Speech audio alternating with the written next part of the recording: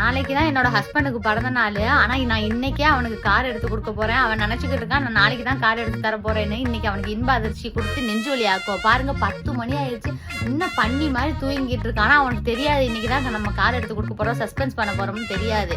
இப்ப எழுப்பி என்ன சொல்றான்னு பாப்போம். டேய் டேய் டேய் எருமை, 10 மணி ஆயிடுச்சு, இன்னும் தூங்குது பண்ணி மாதிரி. எந்திரிடா. என்னடி எந்திரி, கிளம்பு தஞ்சாவூருக்கு. ஐயோ தஞ்சாவூர் கிளம்புற, கார் எடுத்துடுவோம். கார் எடுத்துடுவோம், கிளம்பு. எந்திரிடா. நீ தான கார் வேணும் கார் கேட்ட கார் போறனே. நாளைக்கு தான போறோம். இப்ப என்ன நாளைக்கு இல்லடா, கர்நாடக வேணும். எந்திரிடா. சரியா முடிச்சவளே, இன்னைக்கு தான் போறோம்.